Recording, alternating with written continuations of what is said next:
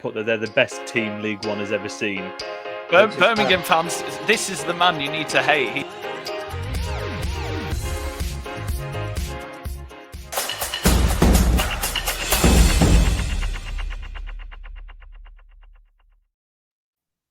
Hello everyone and welcome to the League One Lowdown season review episode. It's a bumper edition of the podcast and all four of us are here for it. Myself, Jamie Johnson, and the rest of us as well. Seb, I'll start with you. Seb Jones, how are you? Very good, thank you, Jamie. How are you, mate? All right, I think we're a bit more awake, the pair of us, than we were when we recorded our... I think so, yeah. Callum, how are you? Yeah, not too shabby. I feel like I'm the neutral one here. Sam's depressed, Seb's tired.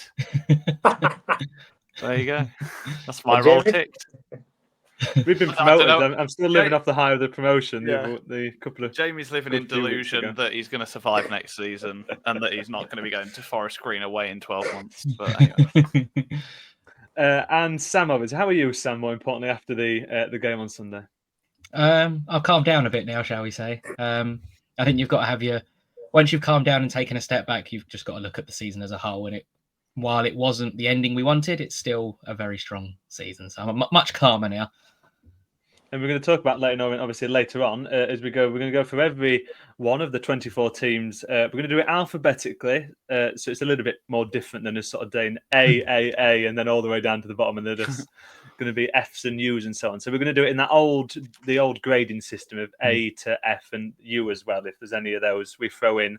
But before we get into the going through the teams one by one, it's Sam who's going to lead us through our team of the season. The viewers did one, and the four of us here did ours as well.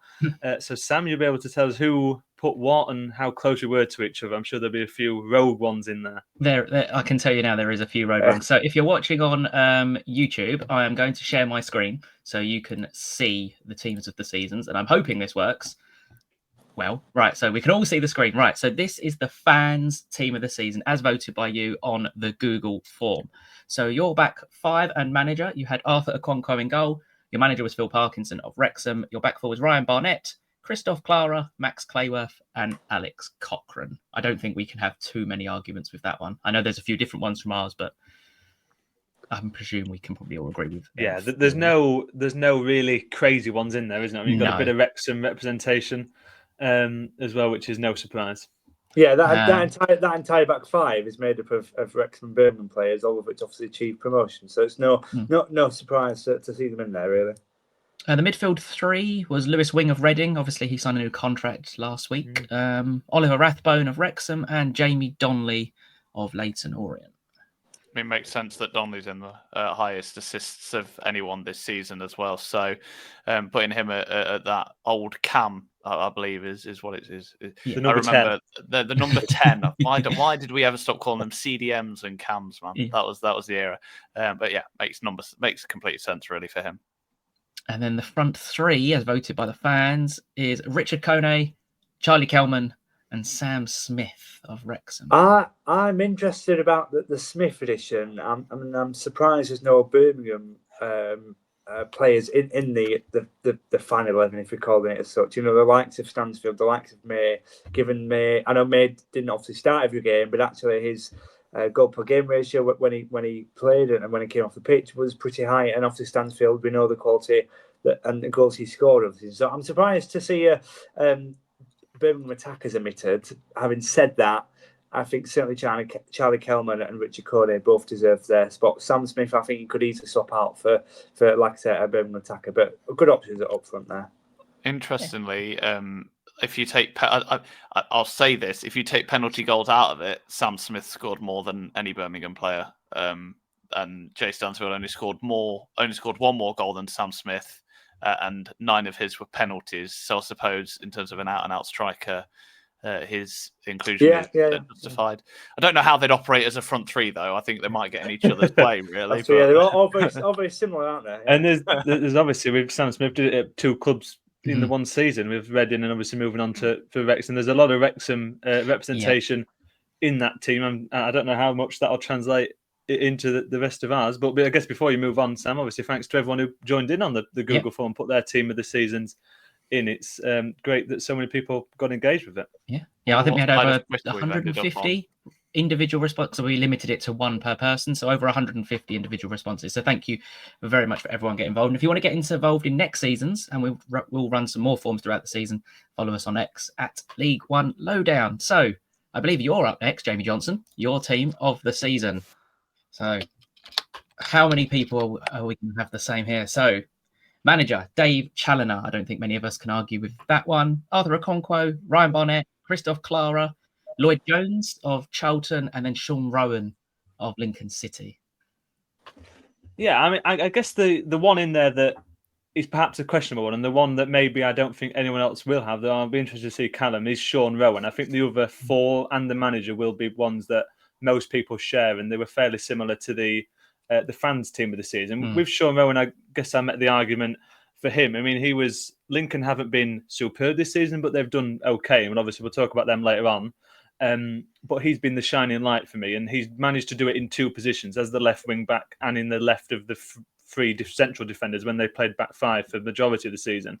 And he's been absolutely superb. He bombs up and down that left wing, and there's a reason he's linked to a lot of clubs in the Championship and obviously the higher end of League One. Now his contract is expiring, and there's obviously a reason for that. He's played every minute of every game as well in the league this season.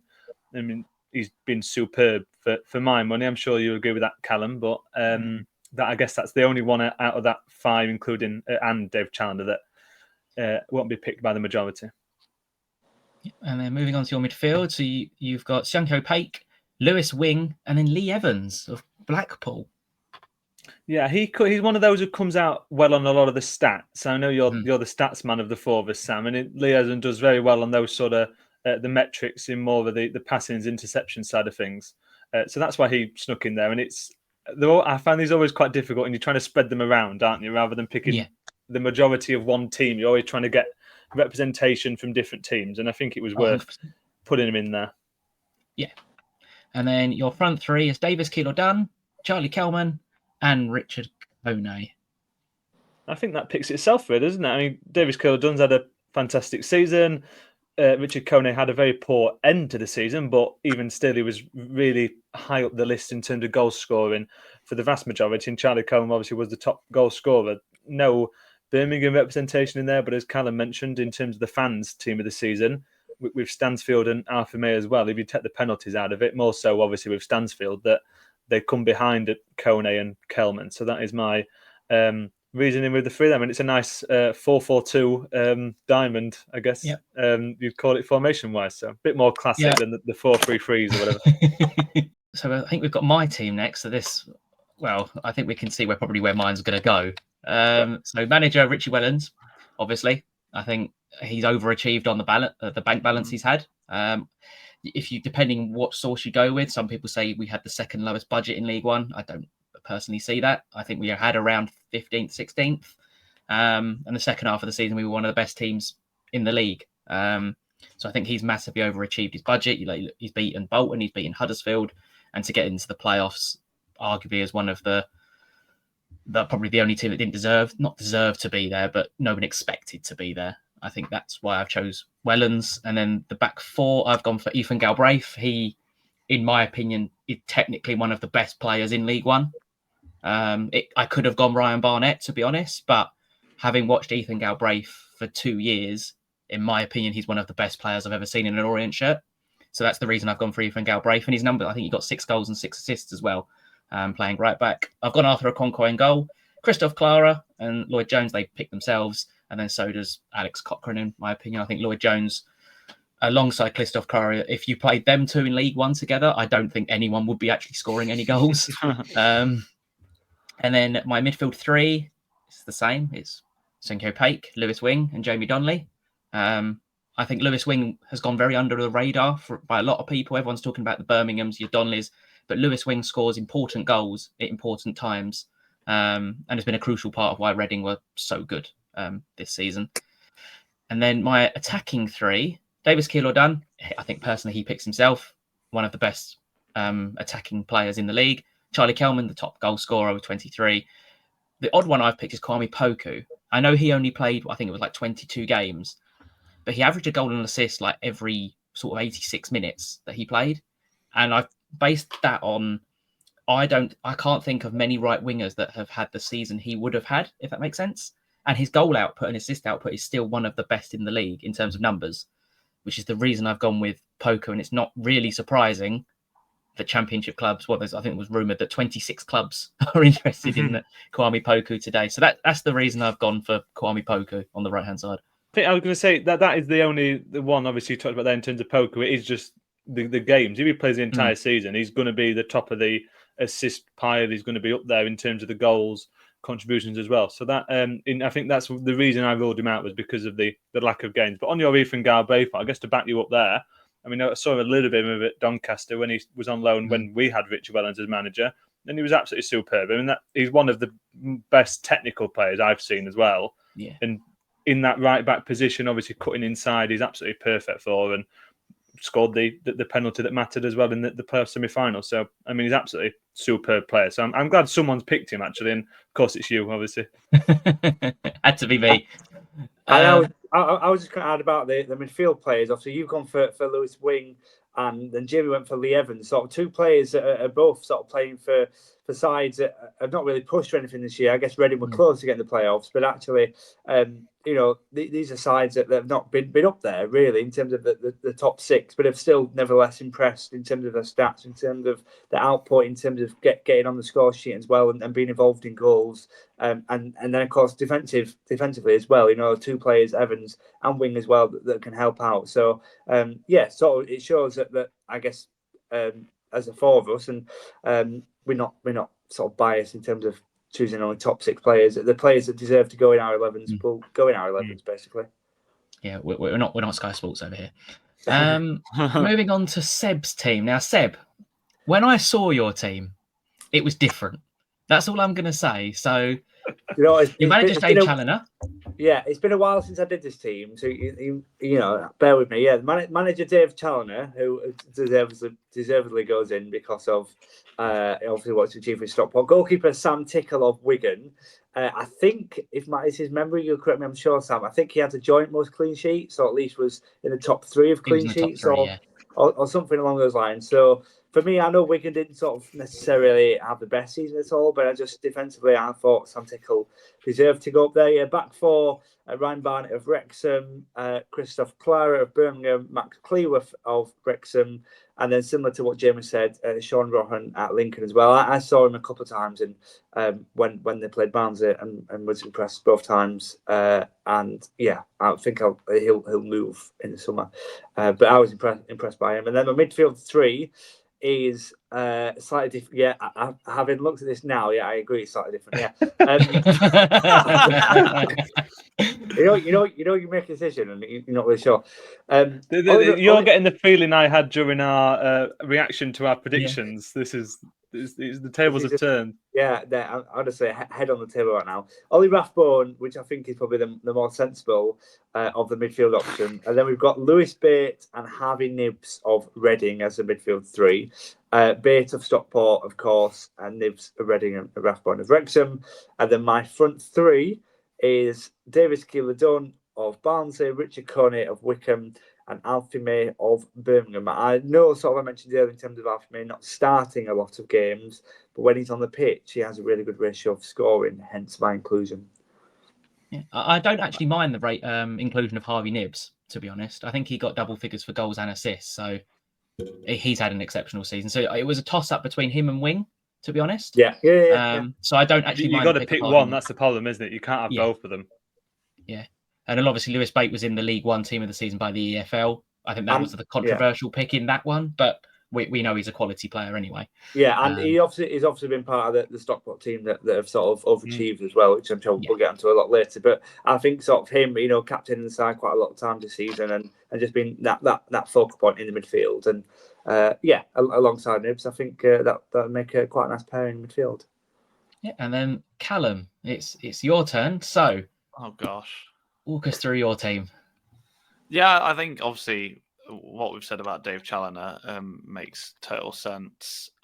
Sean Rowan, I agree with a lot of what Jamie said. I think he played every single minute of football for Lincoln City, really. this season in the league and FA Cup. So he's been exceptional. I wanted to put Paddy O'Connor in at the back. That would have been my Lincoln representation. I might have thought twice about Sean Rowan, really, but he didn't make the shortlist. He didn't make the cut. So I was forced to go with O'Connell and Clara, which again I think obviously makes sense. Wrexham's defensive record really speaks for itself, and Barnett.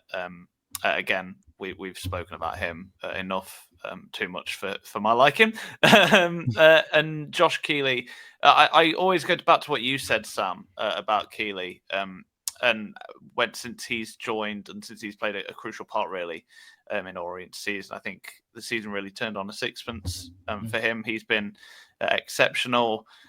Retrospectively, maybe he wasn't perfect for the final, for the playoff final. That he could have maybe done the set piece a little bit better, but I think the grand scheme of things, if that happens in a league match, no one's really pointing it out. It's just because it's at Wembley. So I think it's not too different to what everyone's put for defence. Connor Coventry was the one that I thought would raise quite a few eyebrows, and I think I've done what the EFL have done really, and include a player for the sake of representation of a club. And I was really struggling to find someone to represent Charlton, who at the time we were looking at this was still, I think, in a hunt for automatics. And I thought, if Charlton get automatics and none of us really know what player to put in, I thought Connor Coventry was that. He's been kind of quiet in the whole midfield, but I think without him, it doesn't really function itself. Lewis Wing, again, has been second to none, and I think everyone's chosen Sung Ho Paik as well. He's been instrumental there. Davis Keeler-Dunn, I think we talk about him a lot on this podcast. I really think we should probably talk about him even more. I think he's been exceptional this season. I think without him, Barnsley are relegation fodder. Genuinely, 18 goals, 25 goals and assists. He's worth his weight in gold really for them. Kelman, again, I've mentioned he's been exceptional this season and consistent as well. I know he's really come into his own in the second half of the season, but he's been getting goals pretty much throughout. And Alfie May is probably the one that I think I don't agree with retrospectively, but when I think at the time he was in a good run of form as well. So I think that might have slightly skewed my judgment on form. But again, 24 goals and assists, so he's up there. He's not a selfish striker by any stretch of the imagination. So I think those assists help him quite a lot. I think there's a lot to be said, and we'll probably have this debate over May versus Stansfield. I'll leave that for the Championship pod next season or the Blues podcast. But Alfie May's a striker that scores goals, not penalties, and I think there's a difference with that. And yes, he costs money, but he didn't cost £18 million of that money. So if you want to play the Callum talks about money klaxon, you can do, but I'm praising them for not paying as much for Alfie May. I think they would have walked the season even if they didn't have Stansfield. So I'll leave it at that. The noise of some bait being dropped into the water. Yeah. I'm glad Alfie May's been picked, to be honest, because he obviously didn't make it into mine, and I'm quite glad he's made it into to a couple of teams there, because his goal to minute ratio or goal contribution to minute ratio must be absolutely incredible. It's actually less than Stansfield's, which I suppose retrospectively doesn't go too well, but no one else above him has a better goal conversion rate. Only Stansfield has got a better minutes per goal. Sorry, Stansfield and Godden have better minutes per goals ratio, but again, still not too bad, is it? Fantastic. Well, thanks for Sam for all the fancy graphics everyone would have seen on YouTube, and thanks again to everyone who joined in on the Google form, making our fans team of this season. It is now time to turn our attention to going through every single one of the League One teams from the 24-25 season. We're going to do it alphabetically, which means we start with Barnsley. We'll go round giving our grades, and obviously have to start with Seb for your team. What's your grade, and why have you given it? I guess we'll put. Yeah, I'll start with my explanation, I guess. On the whole, disappointing season. I guess we're probably touted to be in and around the playoffs at the start of the season, and they end up finishing 12th. So, like in terms of expectations set, very poor. In terms of number of defeats, very poor as well. In terms of sometimes the style of play, very poor at times. The back end of the season actually finished pretty well under Horan since he sort of took charge permanently as head coach. So I've given them a C in terms of the grade ratings. Fantastic. Sam, for you?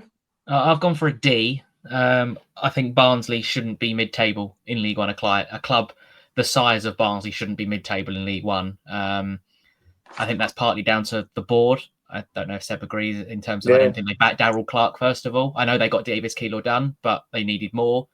January, Darryl Clark was let down in terms of getting reinforcements. Like you say, I did see an improvement under Hourahan in terms of especially the way you played. It was much more front-footed and attacking. But I think finishing 12th with 19 defeats and a negative goal difference, I think for me that is worthy of a D. And Callum, for yourself? I'm going to agree with Sam on this. I think it's not so much the 12th place. I could forgive it if it was a very tight league, but it's not been. I mean, there's 17 points difference between Barnsley and Leyton Orient's points tally.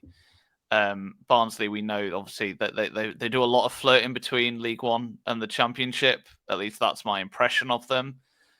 I'm sure Barnsley fans would rather be winning games in League One than losing them in the Championship. But I just think it's disappointing when you're losing 17. Losing 19 games this season is really quite unforgivable. As Sam said, without Keeler done, like I said, relegation fodder. I don't even want to know how many points he saved you this season. You're closer to the relegation than you are playoffs. I think quick maths, 15 points off relegation versus 17 to playoffs. It's just disappointing. And whether the fans, I always suspect the fans get on Barnsley's back a lot more than they probably should do. The atmosphere at that stadium can be quite, I don't want to say toxic, but I know my impression of when they played Lincoln and got hammered, I think it was last season, the fans just turned so quickly. And it's like, you support your football club, get behind them. So that's my rallying cry to Barnsley fans. Okay, you've had a shocking season, but support your club. Do you know what I mean? And for myself, I'm going to fall in line and also go for. You went for a D as well, Con, didn't you? Yeah. I'm going to exactly the same. I think this should have been a transition season. I think that's what I thought about it at the start of the season. That I could probably, I guess, the different boat I'm in, that I could have forgive them not getting into the playoffs, but they should have been closer to them than they have ended up being. And obviously, Darryl Clark being shunted out of the club, and it's just all been a bit messy. Bad decisions sort of all round, and they've been very lacklustre on the pitch at times as well. But a team that very much hasn't been lacklustre on the pitch is who we have next, which is, of course, Birmingham. Finished top of the table, 111 points. Most points in an EFL season, most wins in an EFL season on record. And I mean, they've been absolutely superb. And I feel like I have to start with you, Callum. What grade have you given them?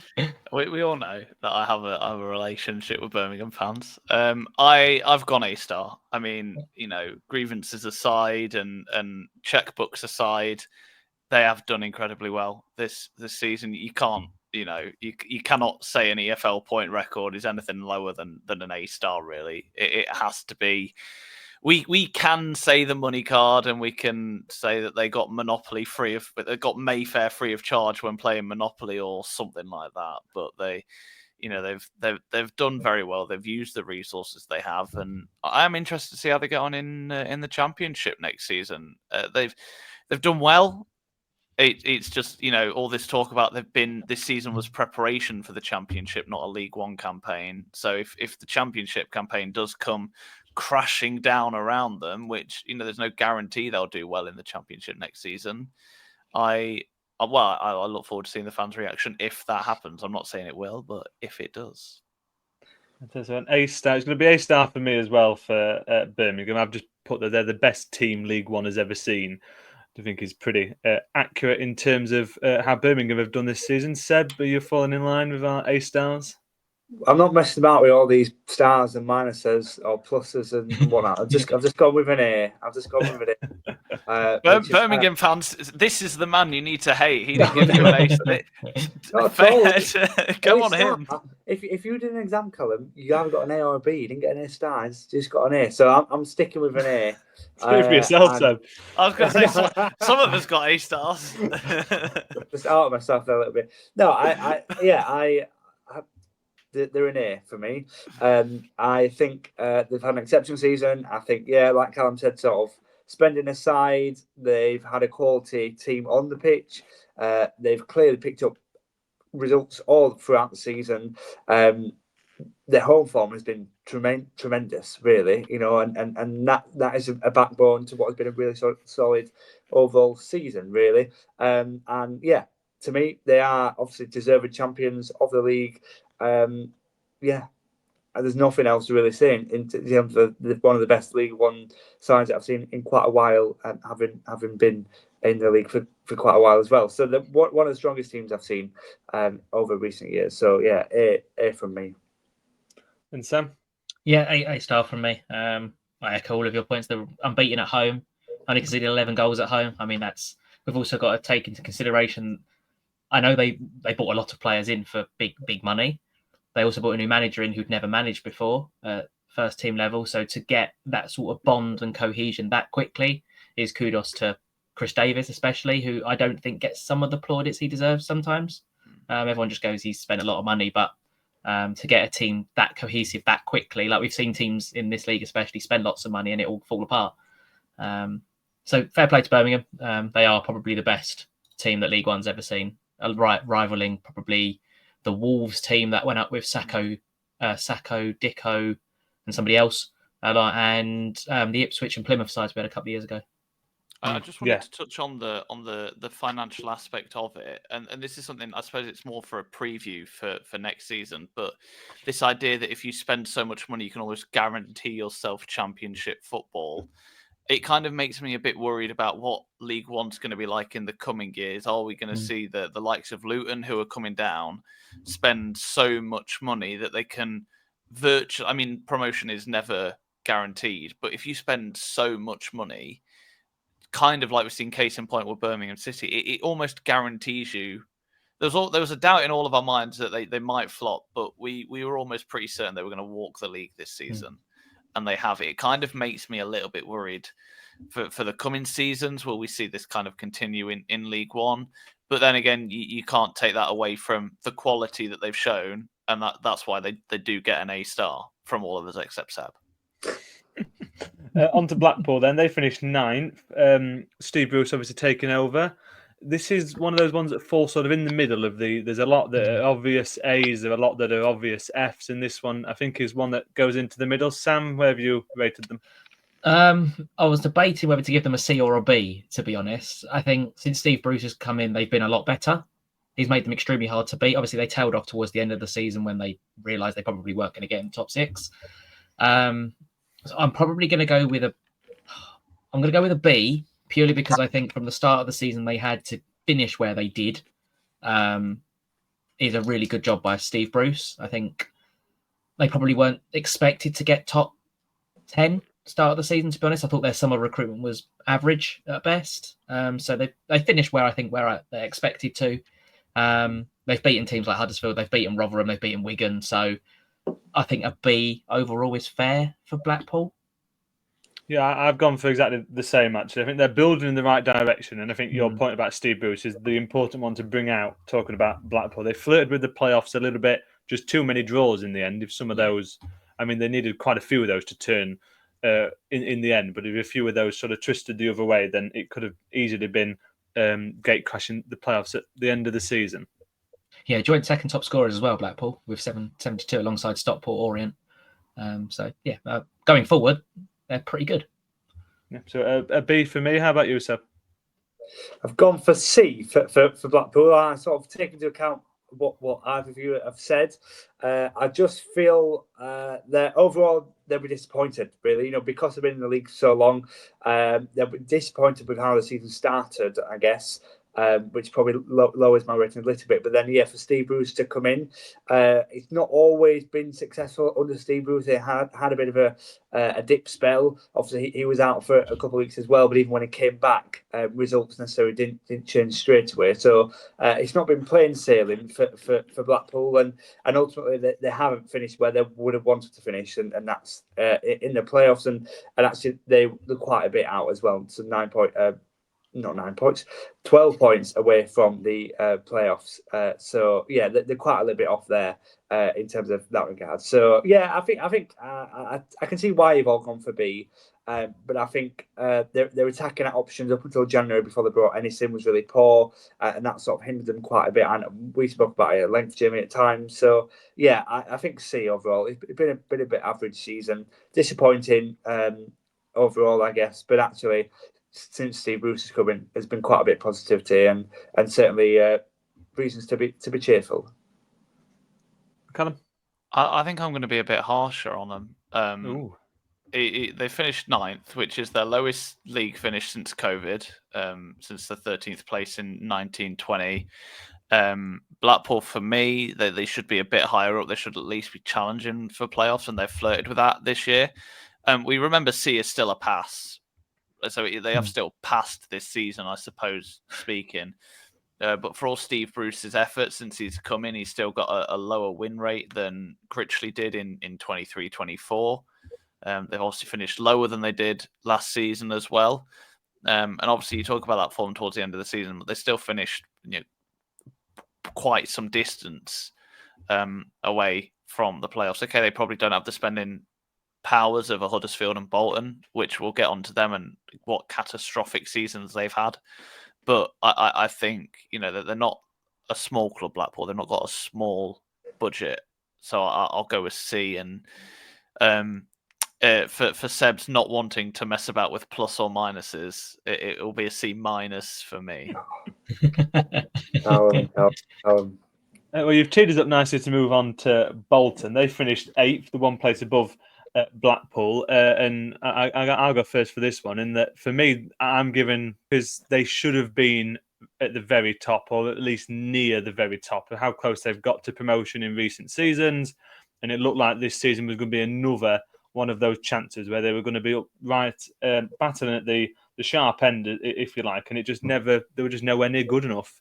And they had that mini boost when Steven Schumacher came in, and then that immediately twisted back the other way, and they ended the season as really they spent a good portion of it under Ian Evatt really sort of struggling, and they ended up nowhere near the playoffs, just a couple of places, but a good point differential between themselves and that pack chasing for the top 6. So a very disappointing season for me, and given the metric is that they would have been wanting promotion at the start of the season, and a lot of people were pegging them for promotion, that they haven't been anywhere near that makes it an F for me. Seb, you're nodding, so I'll head to you.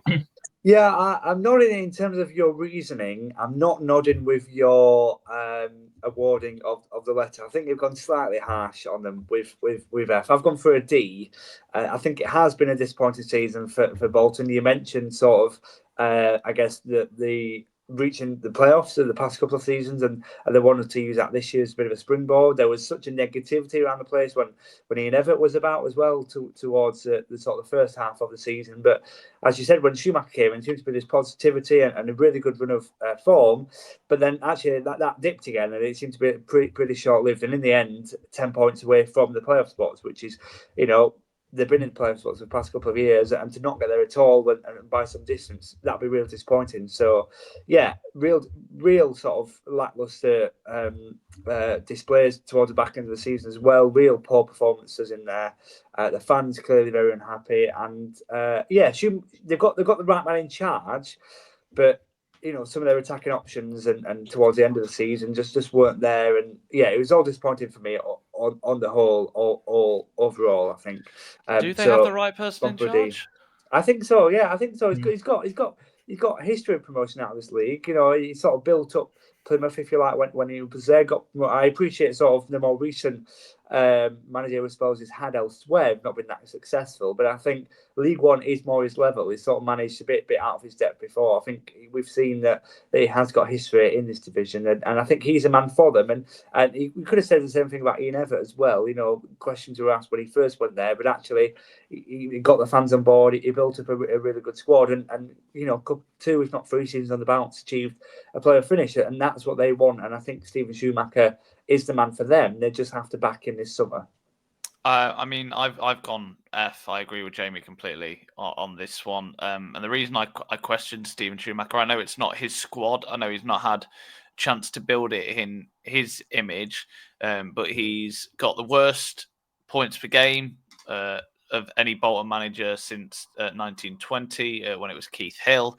It's Bolton's worst ever League One points tally. It's not their worst finish. They finished 9th when they first came back up from that season in League Two, but still, it's their worst ever points haul in a season. I think you can't say anything but an F. They've not got the biggest budget. They probably don't have a top 2 budget, but they've definitely, you'd imagine, got a top 6 budget.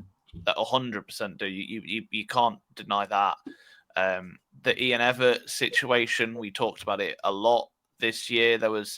We kind of expected him to be fired a lot quicker, but he never was. We don't know why that was, whether that was purely on sporting merit or whether that was something to do with his contract situation due to him having technically part ownership of the club. So I've gone F. I can't really fathom, you know, and it's not like they didn't spend money in January to try and get themselves out of the situation. They rolled the dice with the manager change. It didn't work. It backfired them. We'll talk about that with Huddersfield. Again, it failed. Everything they did this season really failed. Every decision they made probably was the wrong one. So I don't think you can. There are some redeeming qualities of them. You know, it's not like they don't score goals, but they conceded 70. No side who concedes 70 goals deserves to be anywhere near playoffs. Barnsley was 73. You have to go down to Mansfield. Other than Barnsley, you have to go down to Mansfield for a side who conceded more than Bolton.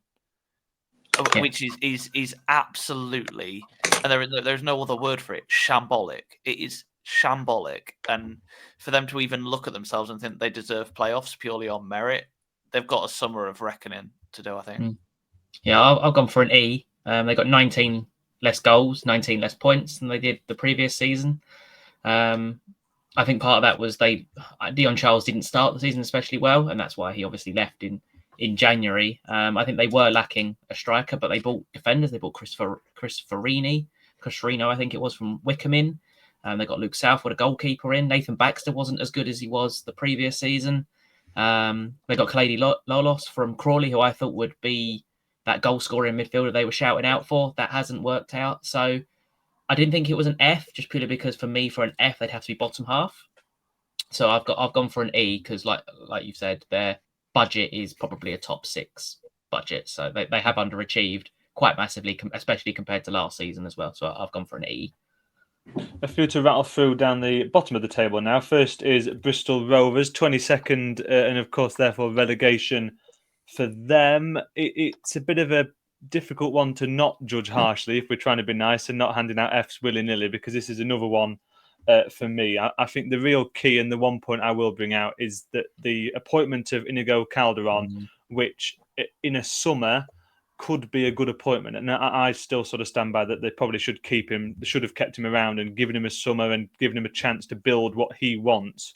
But in that situation he was thrown into, needing to keep a team above the water, inexperience, I don't think it was ever going to work, really. And that is sort of how it has all sort of ended for them, of course, in relegation come the end of the season. Yeah, I've been extremely harsh.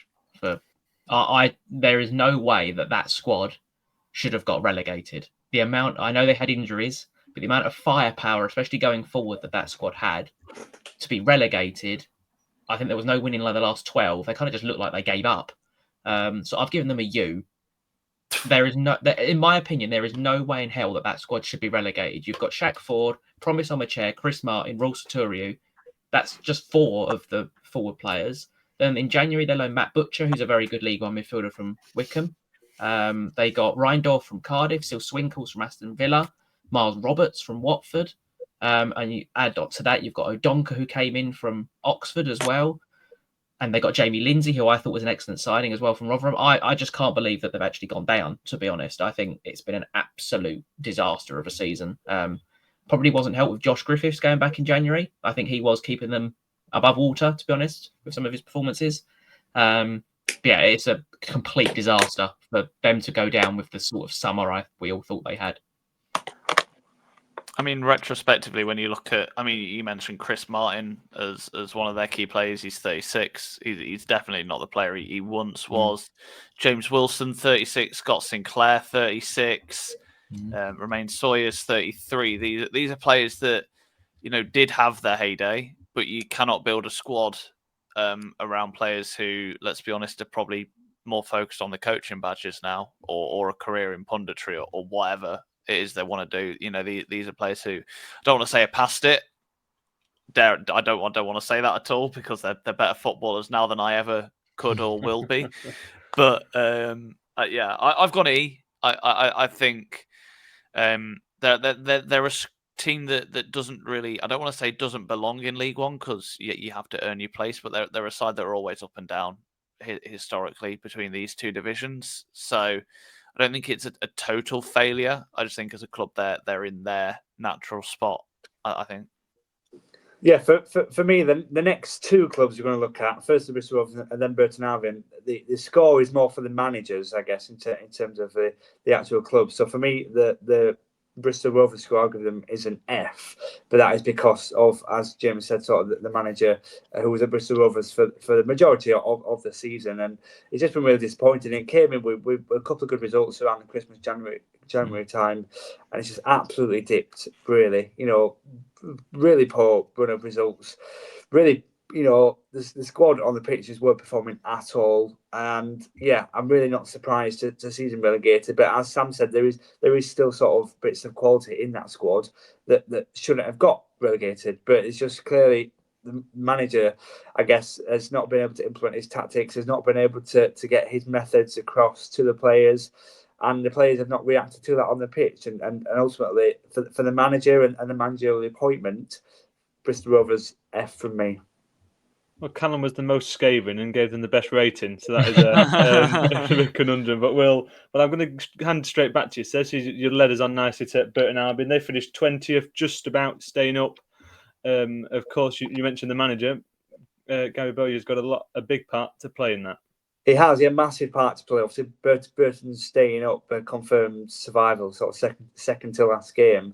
I've given them a C, but part of that is for Gary Bowyer, and the C for Gary Bowyer, you know, coming in when he did, and Burton were in such a troubled position, really. For him to have kept Burton up, it's, you know, very close to a miracle, really, in terms of where they were, the position they were in, and for him to come in, get the results, get you know, bring a couple of bodies back into the squad as well, get the front line forward, Bodvarsson and Burrell became a bit of a force up top as well, and yeah, so he got the squad firing again. Really, don't get me wrong, you know, they took ages to appoint Boy. I think it was over a month in the end to try and get someone in and then bring Gary Bowyer in. Questions were asked, I guess, of he's been out of the game for a while, but actually he's come into Burton and done a brilliant job. Kept them up, which, you know, is what he was brought in to do. He's done exactly that. Some of the results they picked up along the way have been superb. Some of the players have shown really well, you know, in the latter part of the season as well. And yeah, for me, it's a C, but particularly for Guy Bowyer and Burton Albion. Yeah, no, I'm going to completely agree. That's what I went for. I think this was probably the most difficult grade I gave them, because the first half is before Gary Bowyer, it's a U, and after Gary Bowyer, it's probably an A star, because he's done this miraculous job in staying them up. So sort of divide the two, and I ended up getting, same as you said, a C. And it's been 2 seasons in one, as I say, and that turnaround since Bowyer came in has been next to impossible, how well he's done in terms of turning that entire ship around. So that is my summary, really, and just the most bonkers of a season after that big summer as well, in terms of the all the ins. Yeah, I've also gone for a C. He's kept them up, and while it's mainly like I echo what Jamie said, it's probably a U before, and then A. after, to be honest, I think the best thing Gary Bowyer did was not try and overhaul the squad in January. To be honest, it had one massive overhaul. He could have very easily gone out and gone, right, we need this, and this to try and stay in League One. He kind of picked a consistent team. He got JJ McKiernan in from Lincoln, who has been excellent, to be honest. There were certain players he realised that weren't good enough, got them out in January, and they're probably hoping for a more settled summer ahead of next season. I mean, he's done very well. Burton have been on this. I look at one of my favourite sort of charts to look at are historical league placement ones, and you can kind of see like the general momentum around a football club. And with Burton, there's this meteoric rise up to where they finished 20th and ahead of the likes of Nottingham Forest in 2016, 2017. You know, look at the different paths that those clubs have been on since. And Burton, you know, they've been on this in the Championship, you mean? Yeah. So that was in the Championship in 2016-17. And then since then, obviously relegated the season afterwards, 9th, 12th, 16th, 16th, 15th, and then back-to-back 20th league positions.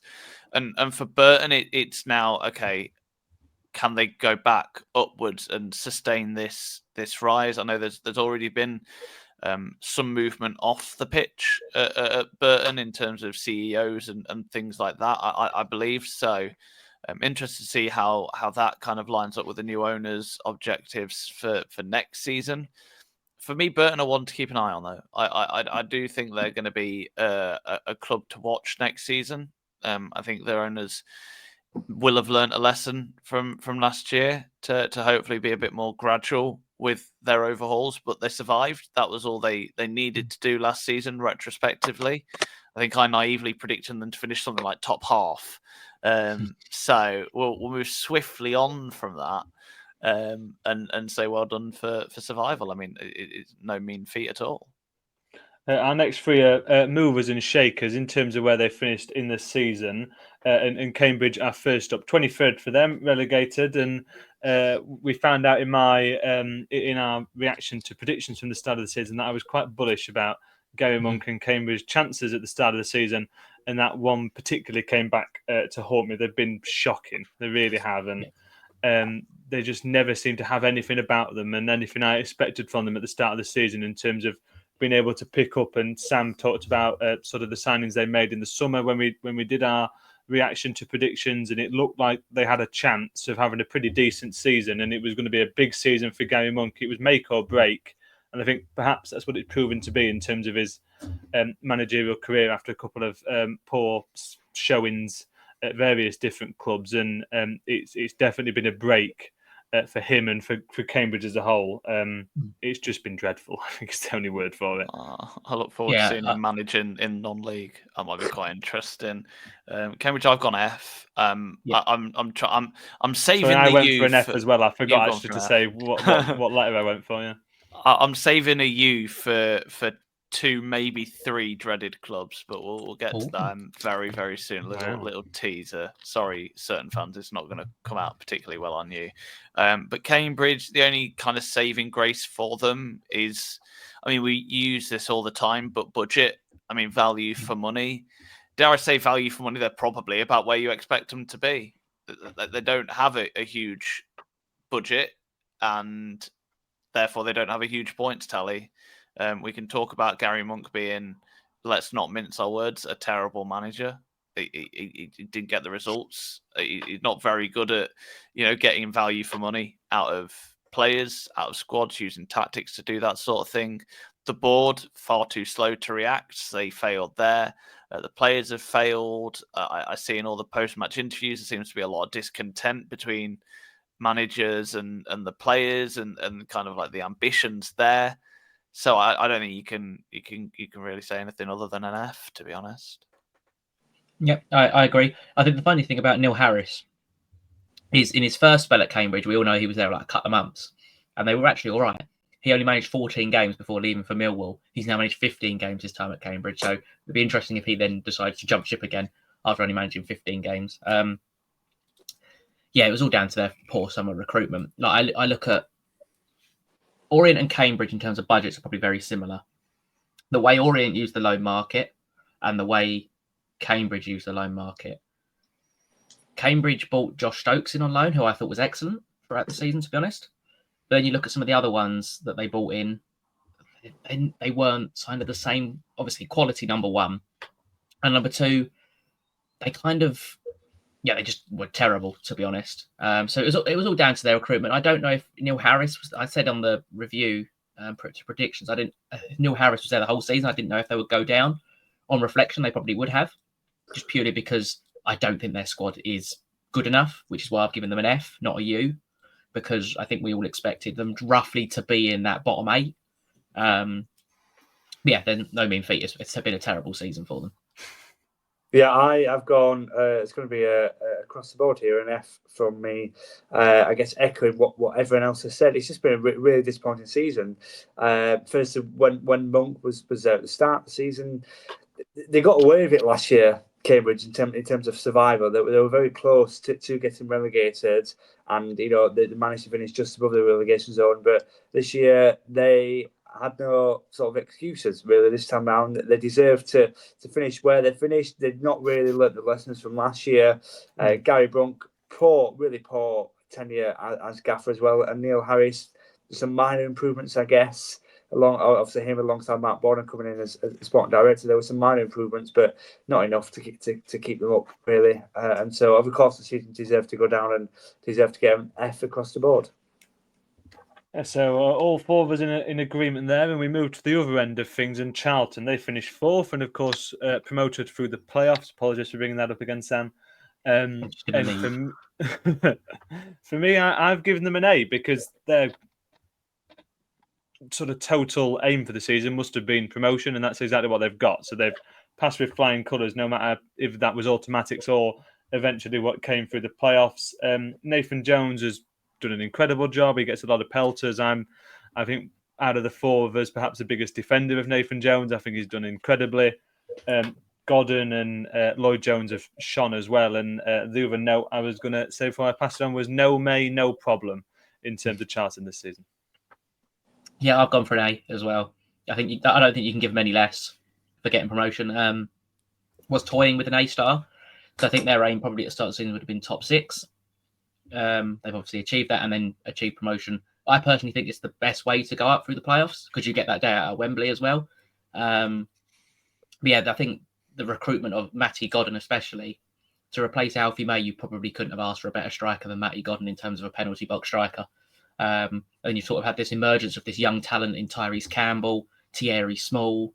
Connor Coventry was an excellent signing as well. All in all, an excellent season from Charlton Athletic. Yeah, I sorry, Carl. Now I've just jumped in, but I've gone also with an A for Charlton. Obviously, deservedly victorious at Wembley. But in terms of the whole season as a whole, they've been exceptional. Really, sort of absolutely gone under the radar. Nathan Jones, Jim and me, you spoke by on the final sort of review episode after the playoff final. Chatted a bit more about Charlton as a whole. As a season, they absolutely deserve their promotion, really. Nathan Jones has obviously come in with a plan, and the players have all bought into that. Has been with a few changes over the summer, a few additional players bought in. Sam mentioned Godden, Greg Doherty as well in midfield, and obviously Lloyd Jones at the back. Sort of a good core, I guess, throughout the team, and that's meant for a sort of just solidity throughout the team and a really nice structure throughout the season. And Nathan Jones, we know he's a bit of a controversial character. We know he can get a bit carried away at times. But actually, I think the fans have really bought into him. And I think on the pitch, the players have bought into him as well. They've got some really solid results, especially towards the latter end of the season. They just seem to win week after week after week. And finishing 4th, obviously behind the top 2 and Stockport. Really deserving to go up and deserving of an A from me. I'll keep mine short and sweet. I think you can't give him an A star because they would have wanted automatics, which at times we saw was likely. The start of the season kind of ruined that kind of hopes for them. And I think if they'd have got off the mark a little bit better, they could have got automatics, but they didn't. So I think that's why it's not an A star. But again, it takes skill and a lot of football skill, but a lot of mental skill as well. to go through the playoffs, and they won that battle. So yeah, Charlton, an A for me. Fantastic. And back at the other end of things, the third of our 4 relegated sides, Crawley Town, they finished 21st.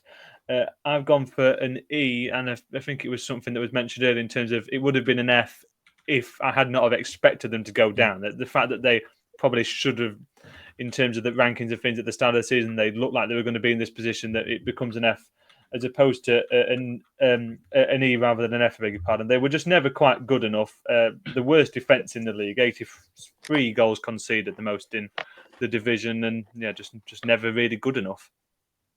Yeah, I've gone for a D. I've just gone a little bit nicer because I did expect them to go down. If they stayed up, they'd have got a C. But they gave it their 1 point from safety in the end, and I think if they had Scott Lindsay the whole season, they probably would have stayed up. I think the emergence of Kamari Doyle, who they got in January, outstanding. I think Scott Lindsay coming back was a big part because they were excellent once he returned. But ultimately they went down, so they didn't achieve their aim of staying in the division. So I can't give them more than a D. Interesting. I'll go with. I've gone with an E. Again, it's probably partly to do with the fact that they had the chance to stay up had they kept Scott Lindsay, and they kind of just blew it themselves, to be honest. They've only got themselves to blame. I think if they'd have kept him, then they'd be a League One side next season, but they didn't. So yeah, it's quite a mess, wasn't it? I've gone for an F for Crawley. Oh, they survived by 1 point, but I think that I think they were never really that close to survival. I think the momentum with Burton,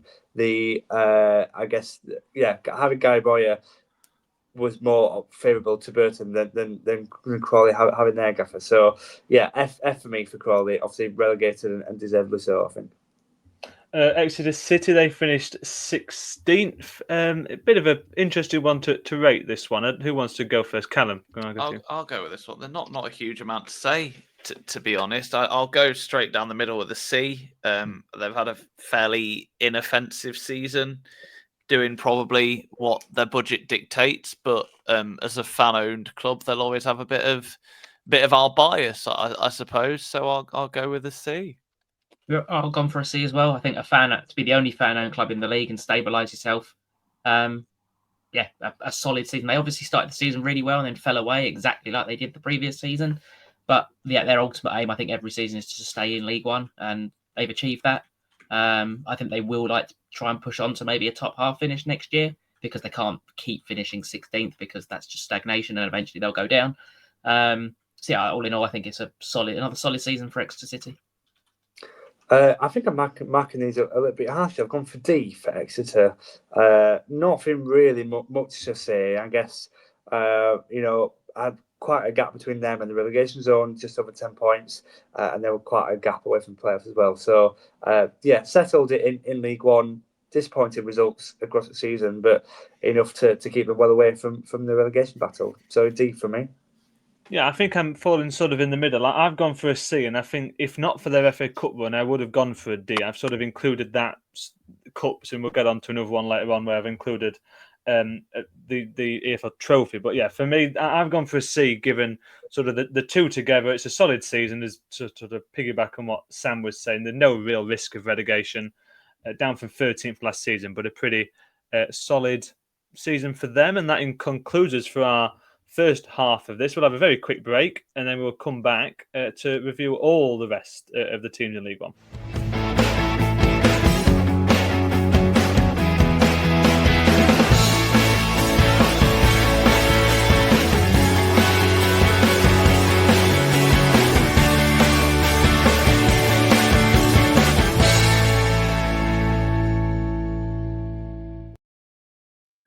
Welcome back then to part 2 of our review of the season. We got to Huddersfield last time out, so let's continue our endeavours as we probably offend and upset a few people. And what a way to kick off the second part of this one, because I'll leave mine to the end, but I'm pretty sure I know where everyone else is going on this one.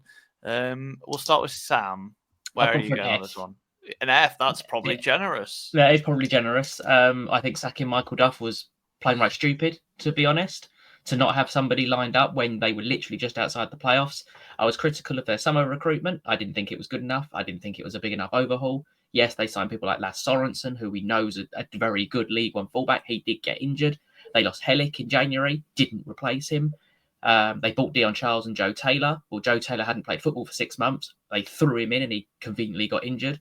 Dion Charles hadn't really had the best 12 months at Bolton, to be honest. And they expected him to come and hit the ground running. He didn't.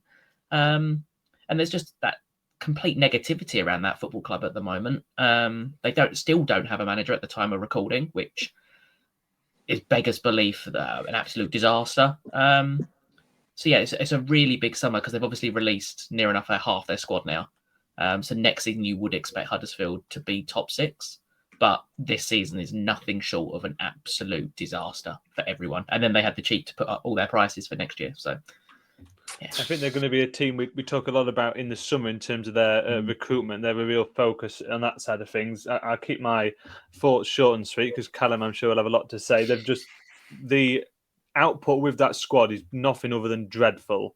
They should have been a lot higher up. They should have been at the playoffs as a bare minimum. And the sacking of Michael Duff, obviously hindsight is 2020, but is the worst decision for me, managerial-wise, of the entire division. And there's some competition. We talked about Bristol Rovers earlier on in terms of a decision there that backfired. But getting rid of Michael Duff, just 1 point outside the playoffs at the time, has come back to get them and then some. What's your rating? Sorry about that. I got all caught up the F I've gone for. I thought I was being harsh on some of the others, but I've clearly been a little bit lenient on this one. I've gone for a D for Huddersfield. I was one of a few, one of the only person that picked Huddersfield at the start of the season. I thought that they might do it in terms of Michael Duff coming in terms of some of the players. You mentioned Sorensen, Sam, Herbie Kane in the middle as well. These are all sort of good players that they picked up. Not to mention that they had a few players towards the top end of the pitch that had proven success with them, and then Michael Duff. We know that the talent that he has. It's been a disappointing season. Don't get me wrong. They actually started really well, from my point of view, and I think they got off to a really good start. But I think that was almost the biggest downfall, really, because then it all came crumbling down, really, from a Huddersfield point of view. Sacking Michael Duff as well just made matters totally worse, and then sticking with sort of the interim managers, if you like, until the end of the season. It's going to be a massive overhaul, as we've already said. The likes of Jonathan Hogg, Tom Lees all going. These are experienced players that are so crucial to any side, really. So it will be interesting. I've gone a D rather than slightly lower like you guys have, because I knew it would always be some sort of transitional period, because dropping down straight away from the Championship, I don't think they quite had the budget, in terms of the signings. I mentioned some of them were either on freeze or low sort of transfer money, so they didn't have loads of money, and I don't know. In the back of my mind, despite putting them up there, in the back of my mind, I knew that Michael Duff might need a season to get settled and get his players on board to then go again properly this year. So, and because of Birmingham Wrexham as well, sort of. So, yeah, I'm not quite gone as harsh as you guys, but I've gone with a D, and it's been a disappointing season, finishing in 10th at the end. So to put this season in perspective for Huddersfield Town, right? Other than the 2006-2007 season, you have to go all the way back to 1990-91 for them to have a worse finish. That was when they finished 11th in the old Division 3. I mean, that is terrible. I mean, there are no other words to describe it than appalling. Like, it is absolutely catastrophic. I cannot explain to you how bad this is for Huddersfield. This is a U. You've given them an F, and I think that's generous, let alone a D. This is a U. They, in regards to the money, they've spent more on agent fees than anybody else. Even more than Birmingham. They spent more than Birmingham on agent fees to convince players to join their club. And they finished 10th. And it wasn't even a close 10th. This is 14 points. 14 points. That's more than 4 games. If they'd have played 4 more games, they'd have probably still finished 10th because they'd have lost all of them. They wouldn't have even been anywhere close to the playoffs. I mean, it is absolutely. I cannot explain to you just how shambolic this is, and like Huddersfield fans will probably be angry with me saying this, but then they'll agree that it cannot get, it physically cannot get worse. I mean, it probably will get worse for them. It can. It probably can, but it is terrible. There are no other words for me to say. They spent money on Joe Taylor, who last season, towards the end of the season, probably was one of the best players in the league. They spent money on Lasse Sorensen, who we know is an incredible player. They've spent money on other players, and they've not played to their strengths. They've limited their creativity. They've spent half a season with a manager who has won 6 points in 10 games. That is terrible itself. I don't really know what else I can say about Huddersfield other than I really cannot wait for them next season, because they're either going to be incredible or they're going to self-implode. And I really don't know which one it's going to be. But boy, am I excited to watch it. I mean, it's a good point before you move on Worthington. I think it's something Sam mentioned, that they're 22nd if the season had just started when Worthington came in, which is, I mean, the real demonstration of how bad things have got since Michael Duff was kicked out. It's absolutely terrible, isn't it? I'll regain some composure whilst we move on to Orient, and we'll start with Sam. Obviously, your club, Sam. You'd have taken the season, especially in October. Oh, 100%. So December the 2nd, we were in the relegation. Yeah, I believe we spent more days in the bottom 4 than we did in the top 6. Jesus. To put it that way. We also had 2 really nice cup runs. We beat local rivals Millwall in the Carabao Cup. We got an away trip to Premier League side Brentford. We then had a last-minute goal in an FA Cup second round to take us through to Derby, to take us to Manchester City at home. We gave them a really good game. And then we won our last 6 games when we all thought, oh, that's the playoffs done, to sneak into the playoffs. We then had 2 really exciting ties. I think out of all the playoff games, it was probably the most exciting of all of them, especially the first. Well, to be honest, they were both really good games, to be honest. So for us to even be in 6th, I think is one hell of an achievement from where we were and the size of budget we've got. We've beaten Reading, who do have, for all their problems off the pitch, did have a big budget. Bolton, we know their budget's massive. Blackpool, we know their budget's big. Huddersfield, their budget's massive. Barnsley's is bigger than ours. Rotherham, Wigan, Peterborough. We've beaten all these established and very big football clubs. So I've personally given us an A, purely because we have no forgiven right with the budget we have to be where we were.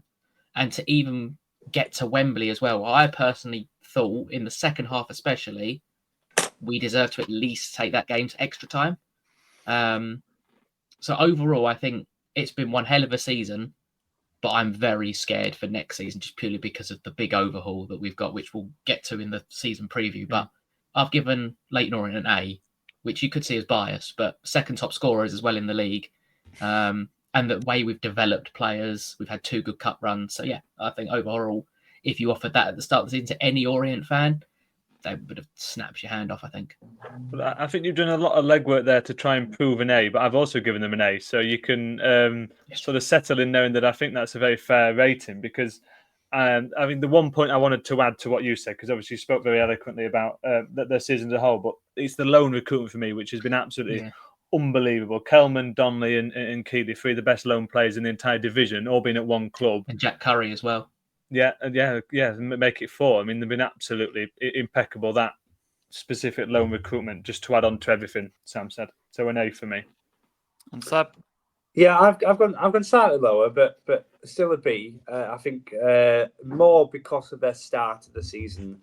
I think the other sides have given an A to have all been pretty consistent. You know, the likes of Charlton and Birmingham as well have all had pretty consistent seasons.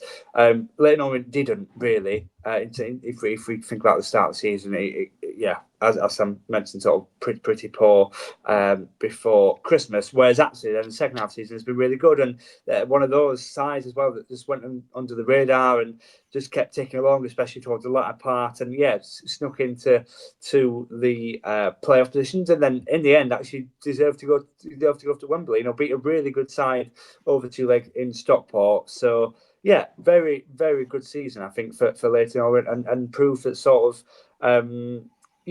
proof that anything can happen and anyone can chase the playoffs if they put it, because they were ever so close. They've been certainly getting closer over the last 2 years, and then to finally get there this year, I think, is a really good achievement. So B from me. I've gone with an A for Orient. I think they've done incredible. I always think about value for money in this sort of thing. So, A. I'll keep it nice and sweet really for that one, because I think everyone's kind of said everything there is to say about Orient. To everyone's surprise, I'm probably also going to keep Lincoln quite short as well. If I'm honest, not a huge amount to say about them. It's been a very middling season. Potentially a step backwards after 3 seasons of improving league positions, back down to 11th. A bit of worry about where half the squad is going, with O'Connor, Rowan, and whatnot, all linked with exits. But there is potential there. There's a lot of potential in the squad. I've gone with a B. It's just that consistency of not. I think they're around 16th in terms of budget, so to finish 11th and probably quite comfortably 11th is quite applaudable, I think. So I've gone with a B. Fairly average, middle of the road sort of thing. Yeah, I think the thing with Lincoln, I think Lincoln in the whole, it all just needs a big rethink, and in terms of what people's perceptions are, because Lincoln City are overachieved to be a mid-table League One team because of their budgets, and I know fans get fed up of hearing about budgets, and I think if I was a Lincoln fan, I'd get fed up about hearing about it, because every time there's a signing, it's talking about the model, talking about budgets, and if this was my team, I'd be getting fed up with it as well. So I completely understand why fans get really annoyed by it, but Lincoln City being in mid-table League One is very good, from one, where they were, and two, for the budgets and the restrictions that they have on that side of things. So I've given them, after all of that praise, I've given them a C because they've passed the grade. They're a mid-table team who have finished mid-table. They've done exactly what they should have done, really. And the fact that they got so close to the playoffs last season was an anomaly. There's always 1 or 2 teams that overachieved. Leyton Orient with a team that did it this season in terms of getting up there. And Lincoln obviously didn't quite get into the playoffs, but it's not going to happen 2 seasons in a row. Lightning doesn't strike twice in terms of a team going again and overachieving once more and relying heavily on a lone player coming in and making something happen in the second half of the season. So I think the whole thing just needs a bit of a reassess in terms of how people think about Lincoln, which I know is very easy for me to say as not a Lincoln fan, sort of being able to see the club a bit more regularly. And they do very well finishing mid-table for the bad behind-the-scene things at the football club in terms of the budgets and restrictions in that vein of things. So I think it's been a good season. That's why I've given them a C. Yeah, I agree. Yeah. Go on. Well, we both agree. Clearly, go for it, Sam. I agree. I think it's a very good point you make on budgets, because fans are so just spend loads of money and put the club into the top 6. But we all say money can buy success if spent properly, but you can also get success a different way. If let's say you buy 6 under 21 players and you keep them 2 years, in that second year they're going to have matured quite rapidly. They could all accumulate together and you could get a top 6 finish that way. And then probably because you've got them on 3-year contracts, you then sell them in the third year. That's how clubs like Lincoln survive. You can't just go out and spend £10 million on players and just expect it all to work, because if it doesn't work, then your club's in the doo-doo, quite frankly. So I've given them a C. I think the biggest thing for me was they've conceded a lot more goals this season in 16, and we've gone on about their attack being so much worse. They've only scored 1 less goal this season than they did last season, and that's without Joe Taylor. So defensively, I know Scubala's fiddled with systems quite a lot this year. Yeah, he has. So I've gone for a C. That change to the back 4 has saved them, really. Yeah, I've gone for a C. I think they have done well to finish where they have. They've not massively overachieved, but they've not underachieved either. I've gone to say as well, sort of echoing what Jamie said. I guess a mid-table side finishing in a mid-table position in 11th. I guess the only thing that knocked them back a little bit is because, as Callum said, the past 2 years have sort of improved year on year, and then this year to take that bit of a drop back, in terms of league table positions as well, and a lot of inconsistency in terms of players, in terms of style as well, and.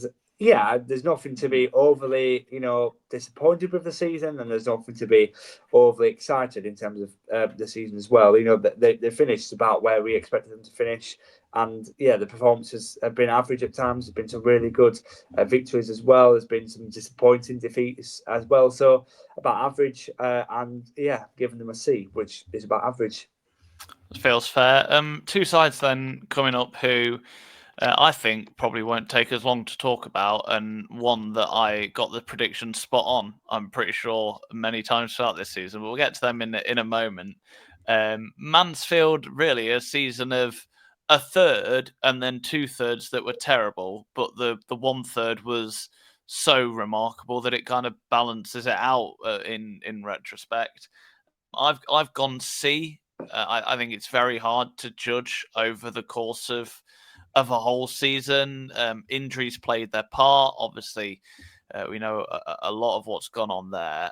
So I'll go with a C. I think that's about right. They've survived, which we have to bear in mind of the 4 teams that came up. Wrexham and Stockport have got a lot more money than Mansfield and Crawley did coming up. So I'll go with a C. I think that they've done all right to stay up, and that would have been their aim this season. Yeah, and for very similar reasons. That's why I've gone for a B. They finished 17th, and I think if you sort of take away that really impressive start of the season and them pushing towards the playoffs, if you take that away and they've been instead spread it out and been consistent, I think more people would probably be giving them a B, and people would be reflecting more happily on the season as a whole. But because they had such a good start and they massively overachieved at the start of the season, and then they followed it up with a very shocking spell, and then sort of ended the season being sort of up and down as we expected them to be. I think if the whole thing would have been spread out, then perhaps it might be looked a bit more sensible. But I'm going to stick by it in that they've stayed up, and they've stayed up comfortably. And if you'd have said that at the start of the season, I'd have said they're not going to stay up. And I'm surprised that they've done so comfortably. So I think on the balance of everything put together, to be safe without much trouble, it's been a successful season. So you look shocked. Yeah, I get that. I get the reasons behind it, but I don't think the season's deserving of a B. I agree with what you're saying in terms of they've survived, and they've survived by some stretch as well. And especially the first third, it was really successful. I think a B is a bit too generous. I've gone for a D. I think it's a pass. In terms of it's not. Is it not? Oh, I might change it. C is a pass. Okay, let's go. C. Okay. Let's just edit Seb, this. how did you do in school at this point? I'm a bit worried about you. Not very well, as you can see. Let's just edit this bit out. Yeah, so Mansfield, I went for a C actually. They survived, and yeah, they started the season really well. No, jokes aside, I agree with what Jamie's saying. I just think a B is overly ambitious. I think a C, a pass. They've passed the mission of surviving the league, and they've done exactly that. 22 defeats, so would be the only thing. So that's just under a half of matches have ended up in defeats for Mansfield. That's the only slight concern. Yes, we started the season well, but overall, I think I've gone for a D. Just C. C. Have you got D Even. or C? Give us a final answer. Lock in your final answer. I was toying between a B minus. I'll not do a B minus. A B minus and a C plus. They're in that bracket for me. I've just about gone for a C. It was a tale of near 2 halves to their season, wasn't it? I do agree with Jamie. If it was spread out over the season, we'd probably be looking more of it a B. But I have gone for a C. They've done what they set out to do and stay in League One this season. Yeah, seems fair enough. So we're all roughly in agreement with that one. Next up, Northampton. Now, I'm very proud of this prediction because I have said on several occasions that they will finish 5 points above safety and stay there for the whole of the season. And lo and behold, they finished exactly 5 points above safety. I'm very, very proud of that one. I will wear a T-shirt that just said, I predicted Northampton to finish 5 points above safety, and they did. Don't let you start predicting. You'll lose something again. Yeah, very probably. Oh, don't, because I need to find that Leyton Orient T-shirt. I was hoping we'd all forgotten about it. In terms of them, though, I've gone C. They survived, which at points this season looked debatable. The one worry I've got for them is the last time they got promoted to League One. It's almost remarkable, the symmetry that they've had. Not last time, sorry, the time before that in 2016-17, they finished 16th and then 22nd, and then were relegated, obviously. Now they finished 14th, 19th. So one would imagine that they're probably earmarked for relegation next year, but we'll see. So I've gone with it. I've gone with a C. Sam, I've gone. Go on, Sam. Go on, Sam. Go on. I've gone for a D. I think they've gone backwards. So they got 60 points in their first season in League One and scored 57 goals. This season they only scored 48 and got 51 points. So by that trajectory, they are going down next year. I know Kevin Nolan came in. I know the league got improved this year, especially with the size of budgets. But they have gone backwards, and we're talking 6 places backwards from the previous year. So I've given them a D.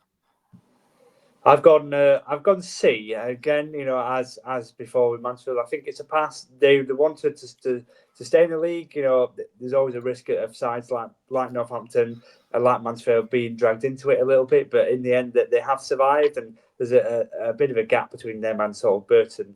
And then obviously Crawley, that'll probably the last spot as well. So yeah, it's been disappointing. Been better once Kevin Nolan has come in and sort of improved things a little bit. And yeah, I fear for them going forward, like you two have just mentioned. But in terms of this season and the here and now, I think it's about average really. I think we expect Northampton at around that 19-20 place in the league. And yes, they've sort of fallen than in terms of league position from last year, but I think that's part of us because of the strong teams we have in the league this year. So yeah, I can't look too much into it, but C from me. Yeah, same here as C again. Of up and down season. I was surprised that John Brady didn't last the entire season. If you'd have told me at the start of the season that he wouldn't be here now, I'd have been surprised. But Kevin Nolan's done a really good job in terms of steadying that ship and keeping them above relegation. So a C for me. Moving on then to Peterborough, which I think is going to cause a lot of split opinion here. I'll leave myself until to last to reveal mine. Seb, we'll start with yours. So I'm going to go for a D. I think the season just hasn't been good enough. I think the standards that we know Peterborough have over the last few seasons in terms of consistently reaching the playoff spots, obviously they have not reached, finishing 18th. They've not missed it by quite a bit as well. So it's been pretty disappointing in terms of some of the victories. Yes, and they got a big one at Wembley, and for me that doesn't come into this one because I just think that masks a disappointing season. Yes, they got a victory at Wembley, but in terms of league campaign, it's been really poor. And I know they had an influx of players coming in the summer, but we're used to seeing that, and we're used to seeing Peterborough performing despite lots of changes during summer. And this season we just haven't seen that really. 12 draws, 13 wins, and 21 defeats. It's been really poor from Darren Ferguson's side. They're probably looking to get that trophy. I think, as I said, that does mask stuff a little bit in terms of league performance. It's been disappointing, and yeah, gone for a D overall for Peterborough. Yeah, I think for very different reasons, I've also gone for a D. I mean, you said that Seb, you're disregarding the EFL trophy. I think I've given them a D as opposed to an E or maybe even an F because of the EFL trophy. If they'd not got that win at Wembley, then it would be an absolutely catastrophic season, and that is the one saving grace really for them. Because only Crawley had a worse defensive record. They conceded 81 goals for the entire season, and they lost so many players in the summer, which is probably why I've been fairly...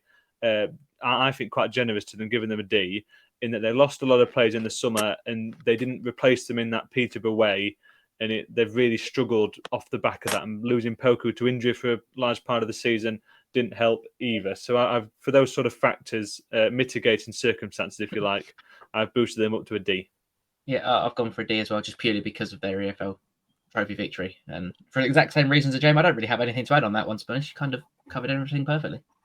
I mean, again, I'm going big on the historical league placement charts because they're kind of my thing at the minute. But I mean, this is their worst season in terms of league placement since 07-08 when they were in the 4th tier.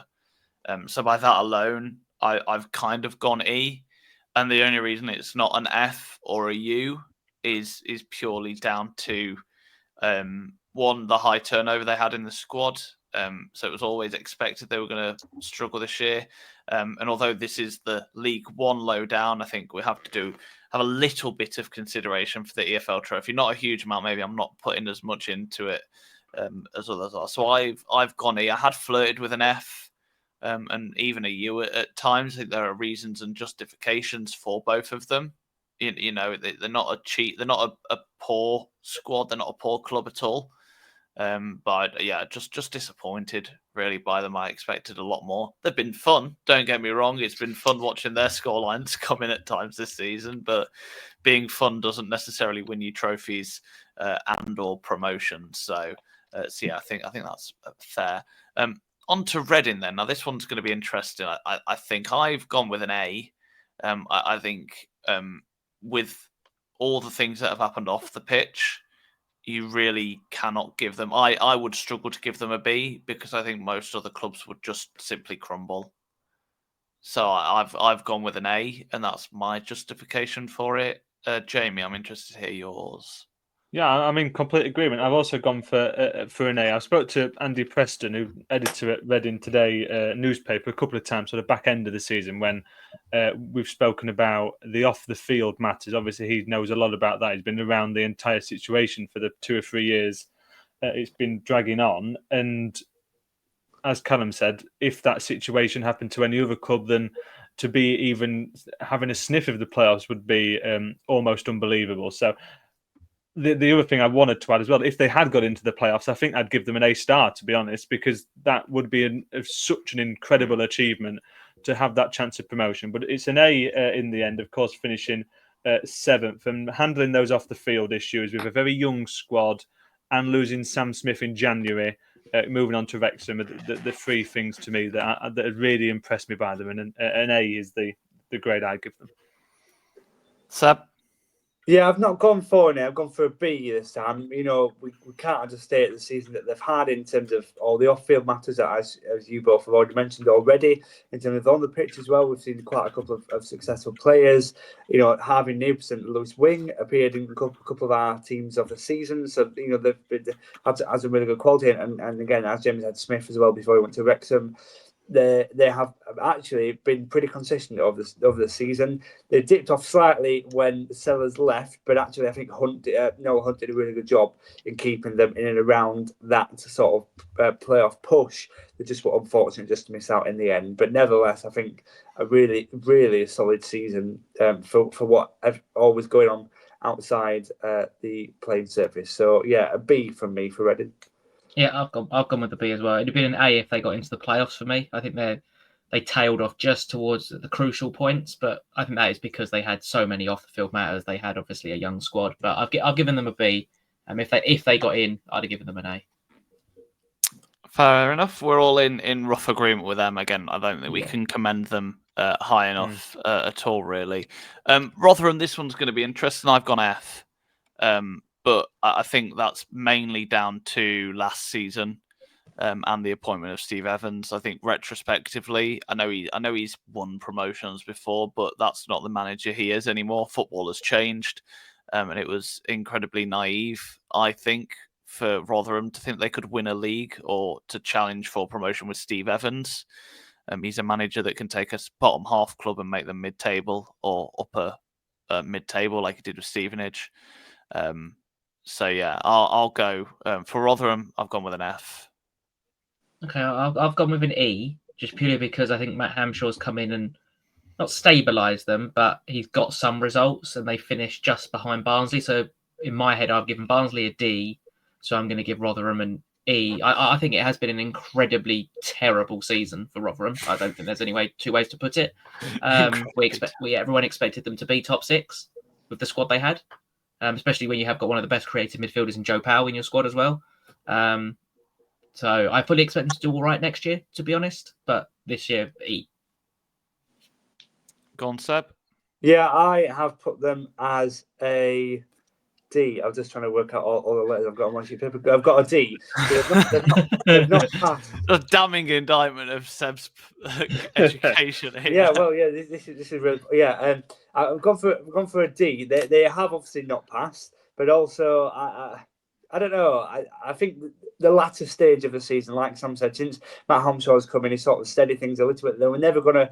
The damage was done in terms of when Steve Evans left. The gap was too big to chase the playoffs. But I think Matt Hamshaw sort of stable things a little bit, and yeah, it probably finished in a pretty respectable fashion. But yeah, as I mentioned, a lot of the damage has been done with Steve Evans. Such a big summer, all the players that they were bringing in, players of quality, players of experience as well. So much hype, so much expectation, and they just didn't live up to any of that at all. I'm really surprised Steve Evans wasn't sacked earlier than he was, in all honesty.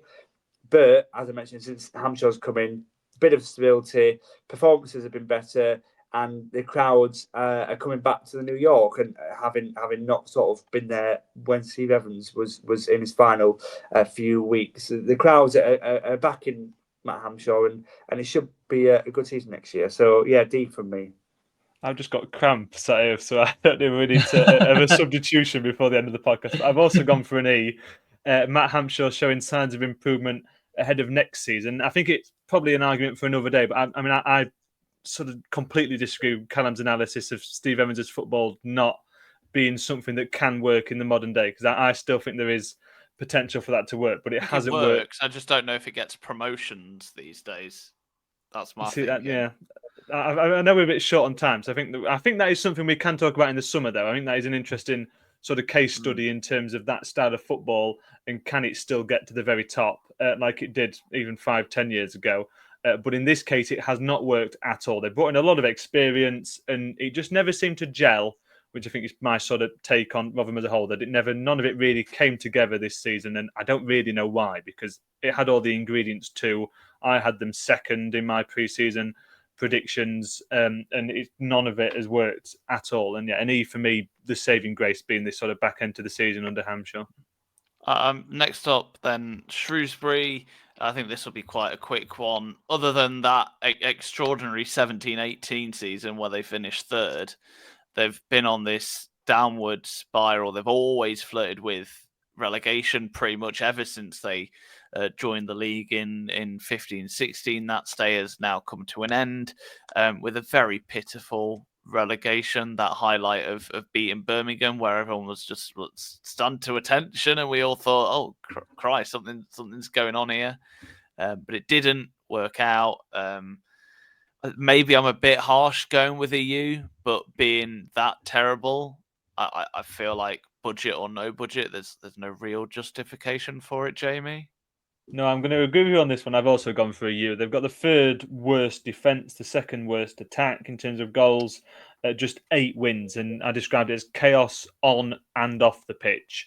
And it's my one final point being, I saw them when they played Peterborough sort of towards the back end of the season, and I was really quite optimistic that they had a chance of turning it around, and then that completely didn't happen at all. And they had, by the end of the season, were completely miles off the pace for everybody else. So yeah, I couldn't give them anything other than a U, just being how much off it they were. Yeah, totally agree. I totally agree. You, I can't think of an analogy. I was trying to think of an analogy with the letter U, and I can't think of one on top of my head. Useless, yeah. That's probably about it that sums it up, Seb. Yeah, U's all round for Shrewsbury, I'm afraid. Yeah, really disappointing season. It was pretty clear pretty early on that they were going to be in deep trouble, and they've not been able to rescue anything out of the season. So yeah, U from me. I guess you could call them Shrewsbury, but I'll leave that one. Oh, no. Where's Can we the finish there? tumbleweed? We finish there, or? Where's the tumbleweed when you need it? Stevenage next, one that we can gloss over pretty much, to be fair. I've said multiple times I'm worried for them next season if Alex Ravel dares tinker with the ultra defensive, not very fun style of football and tries to explore himself. But that's one for the preview podcasts for next season.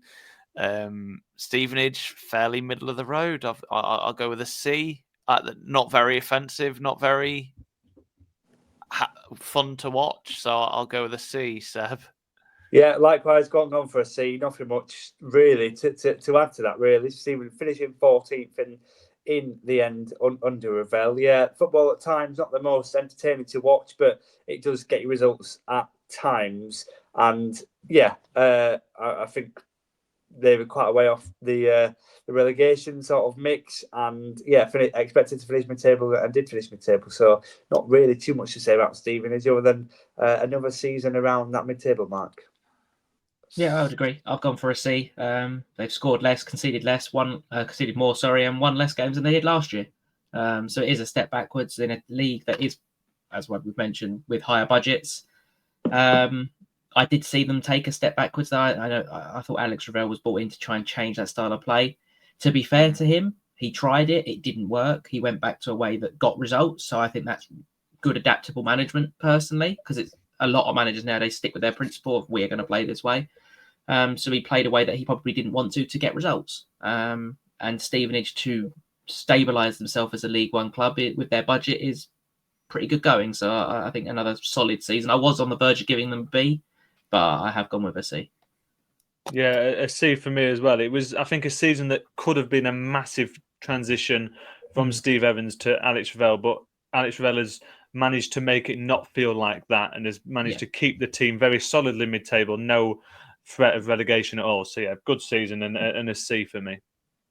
Stockport then, next up. This one is going to be interesting for me because I feel like a lot of us were a bit shocked really with how well they were doing, and then kind of in hindsight we were all just a bit like, well, hang on, all the ingredients were here, why didn't we think that they would make a cake eventually?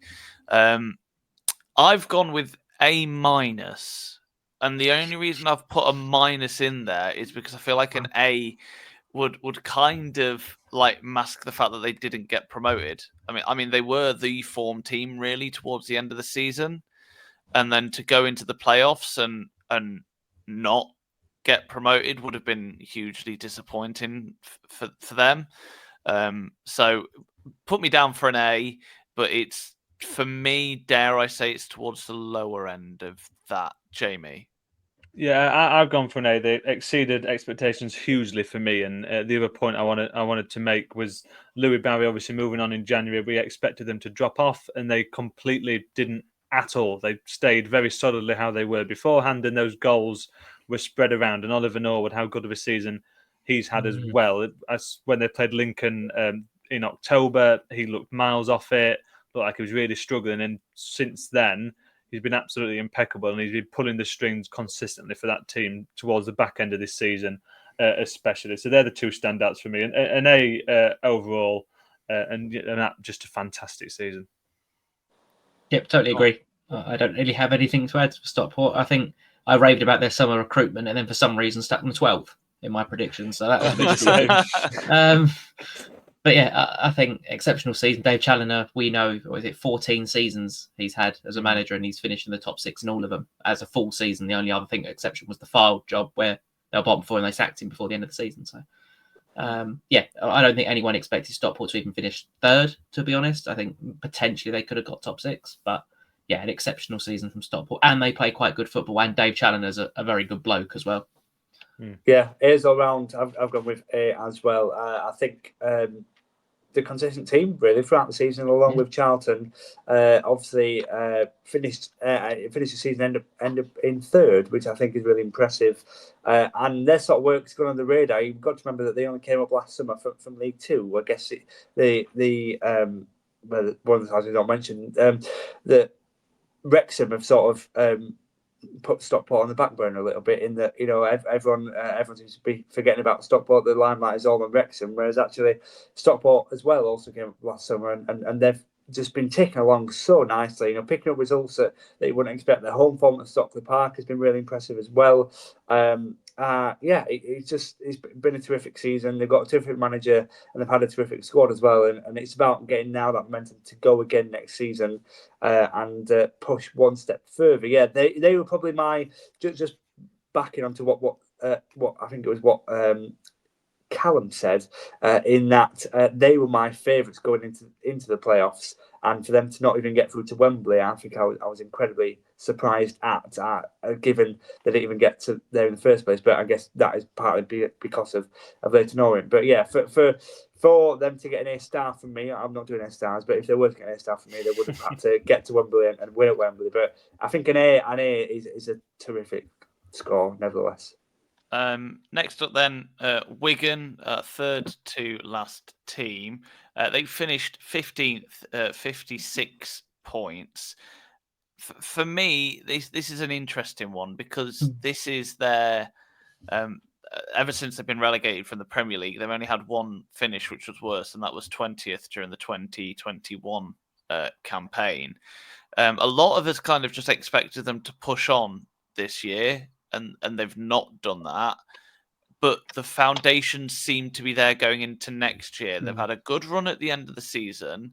They're not scoring goals, but they're also not conceding them.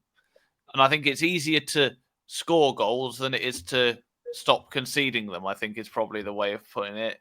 But that doesn't stop this year being disappointing on the whole. They've gone backwards. I've gone with a D. Seb. I've gone for a C for Wigan, similar sort of category to the likes of Stevenage and Exeter. Never really ones in terms of my eyes that would have been pushing in terms of that playoff push because of the quality of the league. We know that they've had a few troubles over the past couple of years, but I don't think we're quite past them all yet. They might have a chance to sort of go at it again this summer, but in terms of the season just gone, and they did not have these issues looming over them, so that was always going to impact them. They've got a very young squad with not a lot of sort of experience and not a lot of EFL experience as well, which I think has come back to haunt them a little bit in terms of the squad on the pitch. So yeah, they survived. They survived any relegation scrap. They finished mid-table. It's a C from me. Yeah, I've gone for a D. I found this one difficult actually because I think the reason I went for a D as opposed to follow on with what Seb was saying with a C was because how well I expected them to do. They were the team I had gate crashing the playoffs and being the one who overachieved, and that obviously hasn't happened. I just expected a lot more from them, which is why I've given them a D. But there's really good signs for next season. Ryan Lowe, obviously a great manager, and they're incredibly difficult to beat. More so now, even more so now than they were under Sean Maloney. Fewest goals in League One, though, is the problem, and that's what they need to fix in the summer.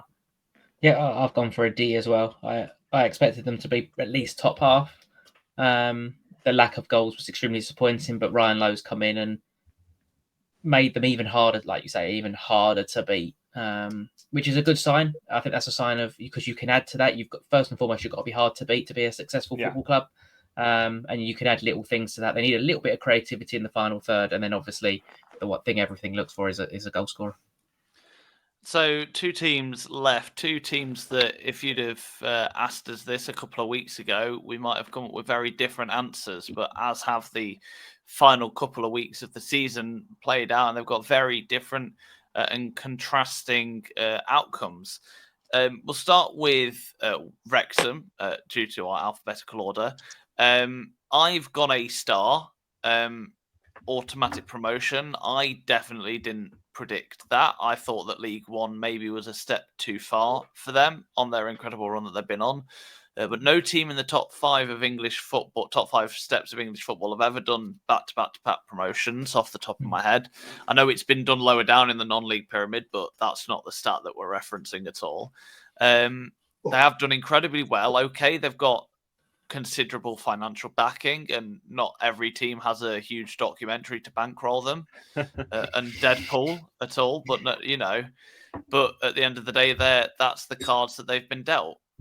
And they've played them very well, very commendably. And automatic promotion is probably over the course of the season, consistency, and very well deserved. So I've gone A star.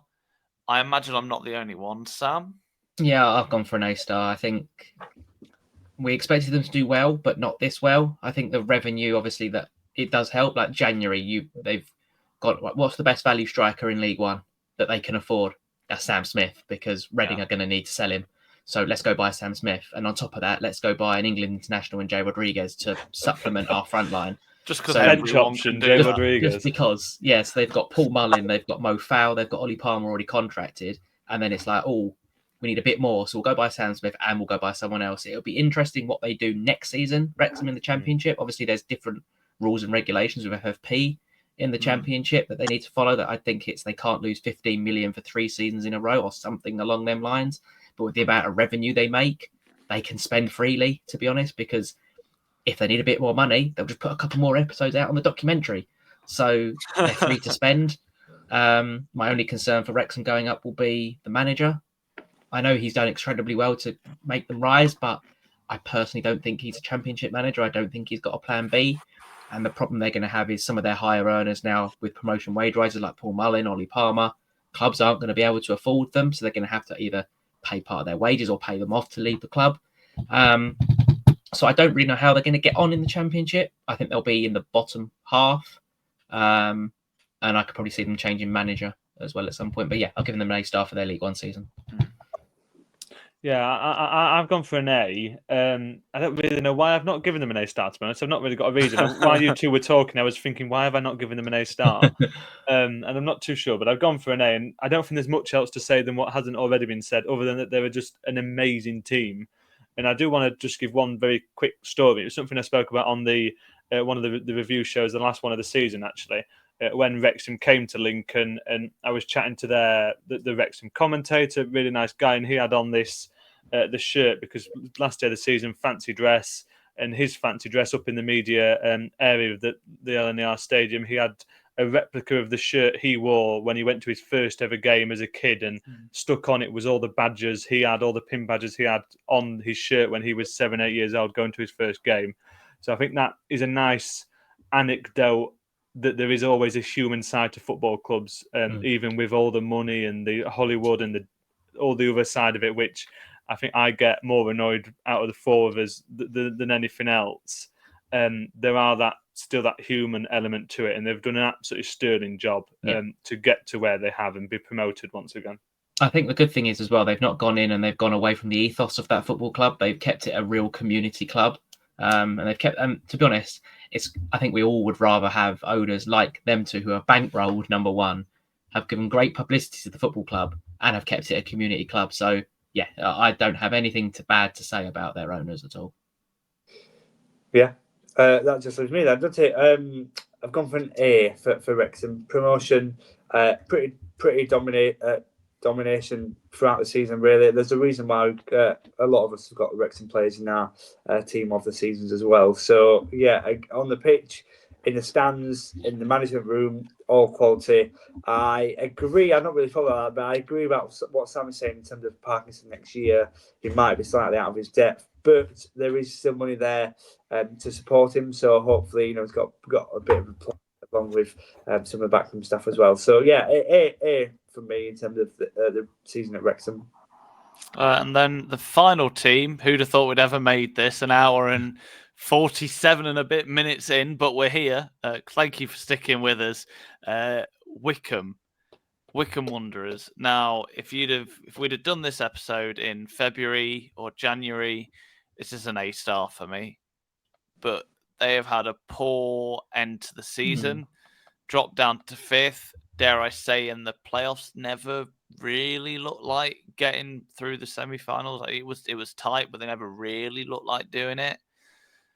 I've gone with a B, which feels harsh, but then Wycombe, they give the illusion that they're overachieving, but they have quite wealthy owners from what I can tell. They're not exactly a poor club. They are probably in the top 10, maybe top 7 of clubs of in terms of wealth. So I think a B is justified for myself that have hoped to get promoted. I just think it's disappointing.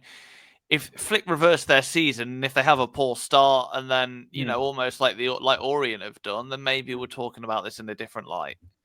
But it just feels like they tried to do something too clever in January and it didn't quite work out. And now I don't know, they're paying the price. Paying the price sounds a little too harsh, but they've rolled the dice and it's not got the number they wanted effectively. Seb, I'll let you have the first word on them. Yeah, I agree with what you're saying. I've actually marked them a little bit more harshly, so I've gone for a C. I think for a side to be so dominant in which they were for a large proportion of the season, in that very comfortably in that top two position, and for them to not get promoted at all, I think is shocking, really.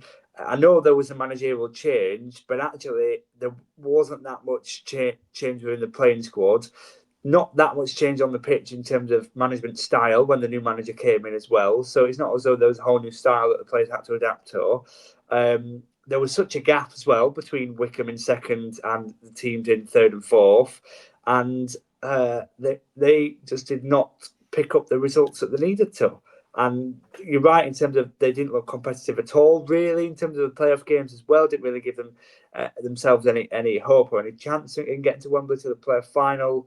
And it's sort of a season of two halves, really. The first half being really well under Bloomfield, and the second half just really disappointing under Dodds. You know, there's still people question now whether he was the right man to bring in.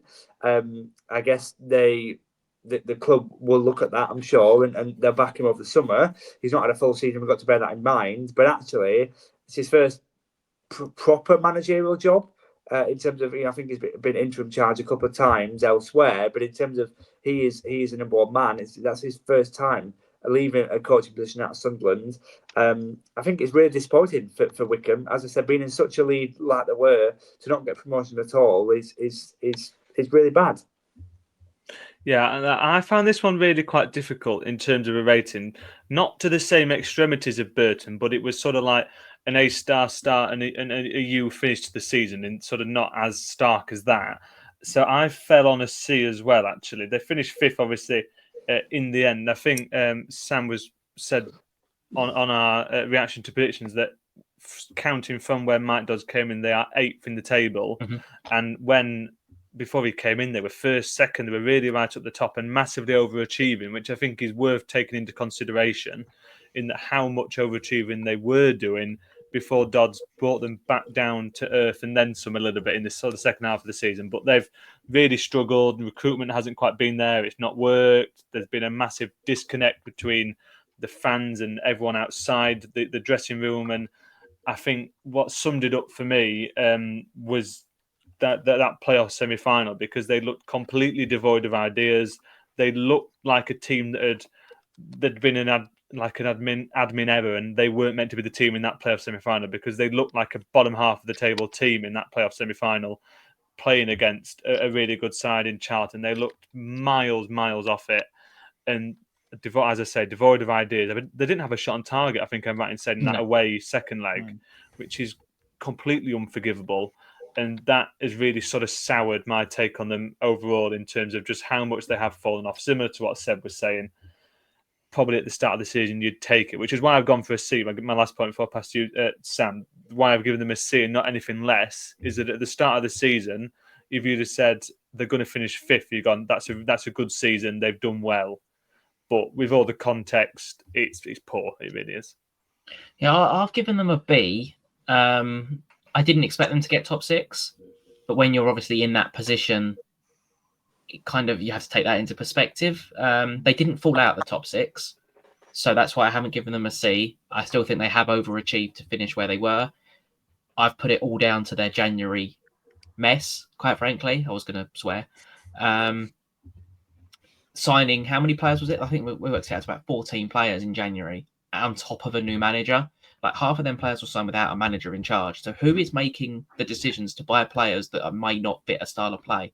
And we saw that because they added, I think they added two players from, I think it was Denmark, and then they never played. Yeah, it's like, so they've been bought for a lot of. One of them was bought for £1 million, which is a lot of money for Wycombe. I know their owners are very, very wealthy, but £1 million is a lot for a League One football club to pay.